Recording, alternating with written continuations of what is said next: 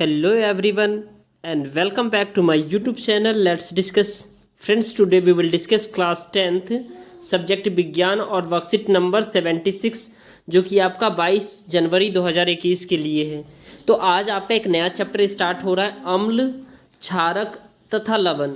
तो चलिए हम इसे प्रॉपर वे में पढ़ते हैं। इसके बाद इसमें जो पूछे हुए क्वेश्चन है उसके सॉल्यूशन को भी देखेंगे, ठीक है। तो अम्ल तथा क्षारकों की रासायनिक अभिक्रिया क्या होती है, चलिए देखते हैं।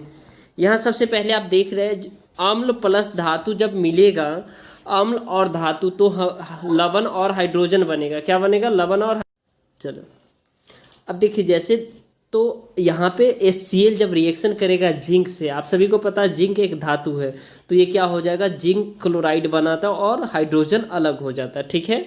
उसी तरह जब अम्ल जो है ना, क्या है, अम्ल जब धातु के साथ अभिक्रिया करता है, धातु कार्बोनेट या धातु बाइकार्बोनेट के साथ, तो लवण प्लस कार्बन डाइऑक्साइड और जल देता है, ठीक है।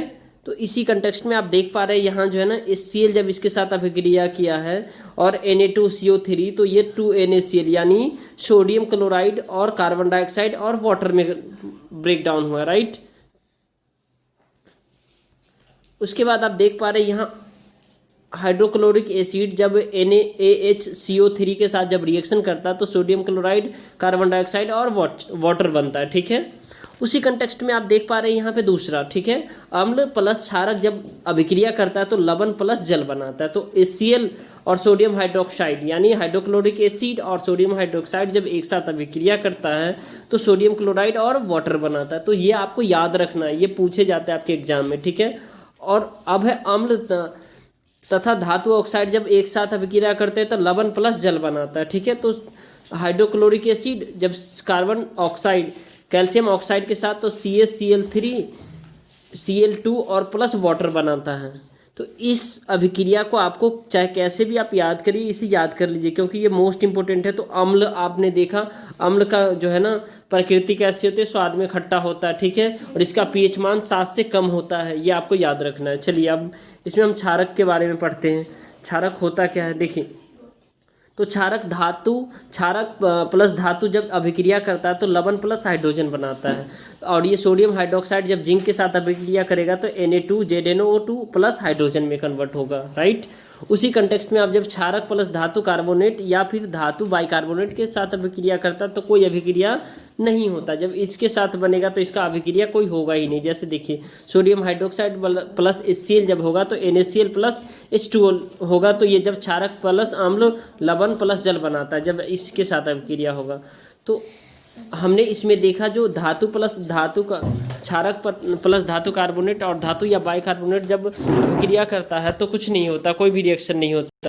उसके बाद आप देख पा रहे हैं यहाँ पे जो क्षारक प्लस अधात्विक ऑक्साइड जब अभिक्रिया करता है तो क्या बनाता है, लवण प्लस जल बनाता है। तो ये CO2 जब अभिक्रिया करेगा CaOH का होल2 से, तो ये क्या बनाएगा, CaCO3 प्लस H2O बनाएगा, राइट। तो आइए हम इसमें जो क्वेश्चंस अब पूछे हुए हैं कुछ और यहाँ पे पॉइंट है, इसको भी हम डिस्कस कर लेते हैं। देखिए, हाइड्रोजन गैस की उपस्थिति दर्शाने के लिए जब एक जलती हुई मोमबत्ती गैस के पास लाई जाती है तो पॉप की ध्वनि उत्पन्न होती है, ठीक है। जलती हुई मोमबत्ती जब लाई जाती है तो कैसी ध्वनि उत्पन्न होती है, पॉप की। कार्बन डाइऑक्साइड की जांच के लिए उत्पादित गैसों को चूने के पानी से प्रवाहित करने पर पानी दूधिया हो जाता है और अधिक मात्रा में कार्बन डाइऑक्साइड प्रवाहित करने पर यह दूधिया गायब हो जाता है, ठीक है। अब उसके बाद हम देखते हैं इसमें जो कुछ क्वेश्चन पूछे हुए हैं, देख लीजिए। ये सारे क्वेश्चन एक एक करके मैं इस सभी का सॉल्यूशन आपको बता रहा हूँ, ठीक है। देखिए, टोटल जो आपका क्वेश्चन है, टोटल आपका क्वेश्चन कितने, 10 क्वेश्चन है, ठीक है।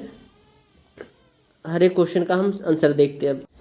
चलिए, तो यहाँ पे आप देख पा रहे हैं जो निम्नलिखित अभिक्रिया को पूरा कीजिए। तो Na2CO3 प्लस HCl के साथ अभिक्रिया करेगा तो क्या होगा, तो HCl के साथ तो 2NaCl एक कोश होगा यानी कि ये, और उसके बाद ये वाटर होगा, ये यानी कि मिक्सचर है, ठीक है, मिला हुआ है, और प्लस कार्बन डाइऑक्साइड आएगा। जब इसी में हम जो है ना NaOH को HCl के साथ करते तो NaOH को HCl के साथ करते तो क्या होता है, HCl, तो ये सोडियम क्लोराइड और वाटर आएगा क्योंकि अभी अभी मैंने पढ़ा है, अम्ल में पढ़ा है, ठीक है।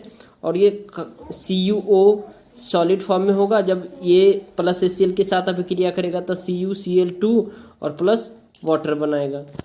उसके बाद आप देख पा रहे हैं जैसे जिंक प्लस सोडियम हाइड्रोक्साइड जब अभिक्रिया करेगा Zn प्लस 2NaOH के साथ, तो Na2ZnO2 प्लस वाटर के साथ हाइड्रोजन गैस निकलेगा। ठीक है, तो इस तरह से ये अभिक्रिया हुआ आपका।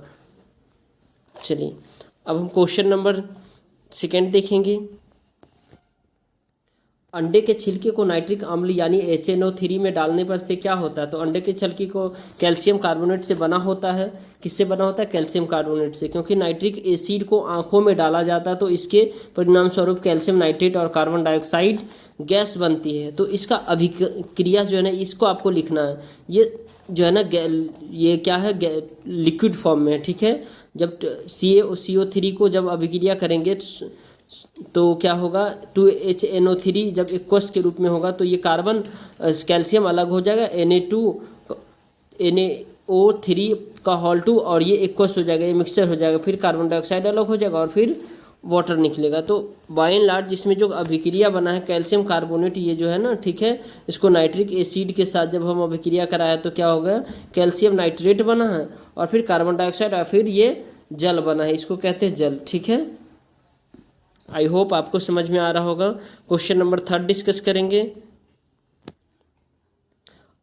हाइड्रोक्लोरिक अम्ल व धातु की अभिक्रिया के दौरान निकलने वाली H2 गैस का परीक्षण किस प्रकार किया जाता है? VVI है ये आपके board exam point of view से। ठीक है, इसको आप मोस्ट इंपोर्टेंट मान लेंगे।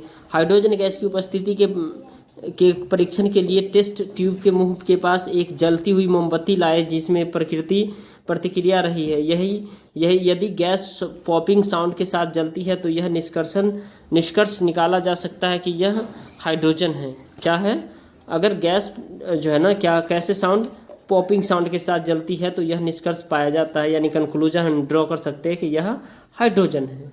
ठीक है, क्वेश्चन नंबर फोर्थ हम डिस्कस करते हैं। सोडियम कार्बोनेट में तनु हाइड्रोक्लोरिक अम्ल डालने पर आप तुरंत क्यों देखते हैं? जब तनु हाइड्रोक्लोरिक अम्ल होता है तो आप उसे क्यों देखते हैं? ठीक है, तो इसको हमें देखना है। अब देखिए, तो जब एक एसिड होता है, ठीक है, एसिड है, क्या है, जो इस तनु HCl जो है ना, एक एसिड है जो सोडियम कार्बोनेट से अभिक्रिया करता है और एक मजबूत आधार होता है। तो उदासीनीकरण अभिक्रिया होती है और कार्बन डाइऑक्साइड गैस निकलती है। हमें कार्बन डाइऑक्साइड गैस का तेज प्रवाह प्राप्त होता है। ठीक है, तो ये आपका प्रॉपर आंसर हो गया। सोडियम कार्बोनेट में जब तनु अम्ल HCl डालने पर क्या होता है, तो ये आपका अभिक्रिया होता है। ठीक है, आई होप आपको समझ में आ रहा होगा। अब देखिए इसका जो रिएक्शन है, ठीक है, इसका जो रिएक्शन है आप देख पा रहे हैं, इसका जो 2HCl और Na2CO3, तो 2NaCl और कार्बन डाइऑक्साइड और वाटर में कन्वर्ट होता है। राइट, अब क्वेश्चन नंबर फिफ्थ है, देखते हैं। क्वेश्चन नंबर फिफ्थ है, तनु HCl में दानेदार जिंक डालने पर क्या होता है? परीक्षण कीजिए। दानेदार जिंक डालने पर क्या होता है? तो देखिए, जब तनु HCl में दानेदार जिंक डाला जाता है तो जिंक क्लोराइड के साथ एक रंगहीन और गंधहीन गैस बुलबुले के साथ निकलती है, यानी कि हाइड्रोजन गैस होता है। ठीक है, तो जिंक का जब HCl के साथ करते हैं तो ZnCl2 और वाटर निकलता, तो ये आपका कंप्लीट रिएक्शन हो गया। ठीक है, इस क्वेश्चन को आप मोस्ट VVI कर लेंगे, ये आपके बोर्ड पॉइंट ऑफ व्यू से है ये क्वेश्चन। ठीक है, ये क्वेश्चन आपके पिछले साल आए थे, मतलब जो है ना, बोर्ड के एग्जाम में। ठीक है, दही और खट्टे पदार्थ को तांबे के बर्तन में क्यों नहीं रखना चाहिए? दही और खट्टे पदार्थ को तांबे के बर्तन में क्यों नहीं रखना चाहिए? ये 2017 में आया था ये क्वेश्चन। ठीक है, बोर्ड के एग्जाम में। ठीक है, तो अचार और दही को पीतल और तांबे के बर्तन में संग्रहित नहीं किया जा सकता, क्योंकि जब वे तांबे या पीतल के बर्तन में रखे जाते हैं तो दही या अचार तांबे और पीतल के साथ प्रतिक्रिया करता है और यह प्रतिक्रिया विषाक्त यौगिक यानी टॉक्सिक सॉल्ट के गठन को आरंभ करेगी, जो कि मानव उपभोग के लिए अयोग्य हो जाता है और भोजन को विषाक्त का कारण बन जाता है। ठीक है, तो ये भोजन जो है ना, क्या होता है, एकदम खतरनाक हो जाता है, जो हम उसको खा नहीं सकते हैं। ठीक है, चलिए, तो अब क्वेश्चन नंबर हम डिस्कस करेंगे 7। बहुत ही अच्छा सा क्वेश्चन है। क्वेश्चन नंबर हमारा 7 है, चूने के पानी में उत्पादित मात्रा में अत्यधिक मात्रा में कार्बन डाइऑक्साइड प्रवाहित करने पर पहले पानी दूधिया सफ़ेद हो जाता था, फिर रंगीन हो जाता है। कारण बताइए और रासायनिक अभिक्रिया भी लिखिए। यानी कि चूने के पानी में जब अधिक मात्रा में कार्बन डाइऑक्साइड आप प्रवाहित करते हैं तो पानी का रंग जो है ना, दूधिया हो जाता है। तो देखिए, जब अतिरिक्त कार्बन डाइऑक्साइड गैस चूने के पानी में होकर गुजरती है तो यह कैल्शियम कार्बोनेट को एक अवक्षेप के रूप में बनने के कारण पहले दूधिया हो जाता है, जो पानी में अघुलनशील होता है। ठीक है, तो इसका आप समीकरण भी लिख सकते हैं, लाइम वाटर और कार्बन डाइऑक्साइड, तो ये लाइम मिल्क क्या होता है, मिल्काइंस और वाटर होता है ये। ठीक है, तो इसको आप अच्छे से लिख सकते हैं। उसके बाद और कैल्शियम का बाइकार्बोनेट के गठन के कारण ये रंगहीन हो जाता है, तो ये आपका रिएक्शन है, मिल्काइन ये वाटर के साथ, कार्बन डाइऑक्साइड के साथ, तो ये वाटर सॉल्यूबल हो जाता है, राइट। अब क्वेश्चन नंबर 8 डिस्कस करेंगे, बहुत ही आसान है। क्वेश्चन नंबर, तनु हाइड्रोक्लोरिक अम्ल की अभिक्रिया जिंक धातु से करवाने पर उत्सर्जित होने वाला गैस का नाम तो हाइड्रोजन गैस होता है, जिसको हम H2 भी कहते हैं, राइट। तो आप इसे भी अच्छे से लिख सकते हैं। ठीक है, क्वेश्चन नंबर हमारा 9 है, हाइड्रोक्लोरिक अम्ल की सोडियम कार्बोनेट से अभिक्रिया करवाने पर एक रंगहीन तथा गंधहीन गैस उत्सर्जित करती है, वो कौन सा होता है? तो ये आपका आंसर हो जाएगा कार्बन डाइऑक्साइड। ठीक है, इसको CO2 कहते हैं, ये आपका आंसर है। ठीक है,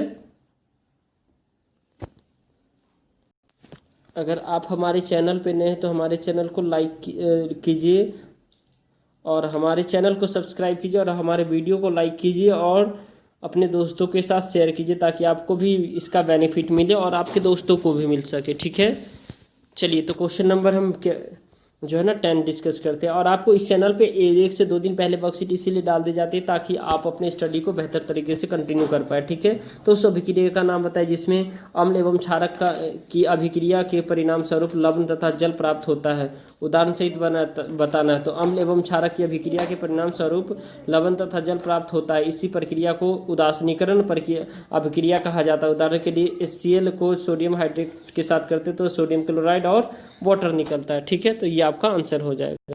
thank you for watching, thanks a lot, bye bye, take care.